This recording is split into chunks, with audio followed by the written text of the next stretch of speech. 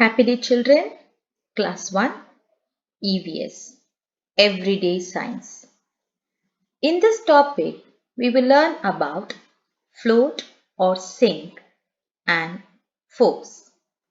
Before we go into this topic, children, what do you mean by float or sink?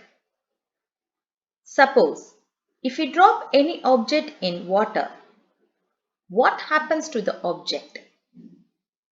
It will either float or sink. What causes these objects to sink or float? Let us see. I have two different balls here. Which ball do you think will float and which ball will sink? Float means to stay above the surface of water and sink means to go below the surface of water. We can also say that the object which has more weight will sink. An object with less weight will float on water. What causes these objects to float or sink? Yes, it is something related to density. What do you mean by density?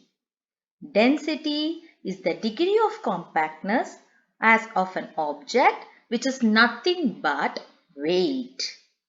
Every object is made of molecules. Molecules are nothing but tiny particles that can be seen through microscope. See, in this object, the molecules are tightly or closely packed, whereas in this image, the molecules are loosely packed.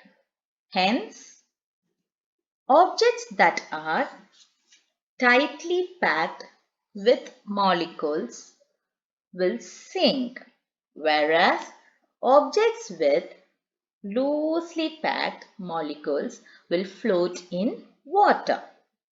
Hope now you understood the difference between float and sink. Remember, materials with less density will float in water, whereas things with more density will sink in water. Float means to stay above the surface of water. Sink means to go below the water level.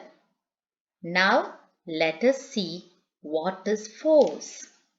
A push or pull of an object that causes the object to speed up or slow down or stay in one position is called as force. That is, a push or pull of an object is called as force. In other words, it is an action that can change the shape, size and motion of an object. In this topic, we learnt about float, sink and force. In the next video, we will learn about force, push and pull. Thank you.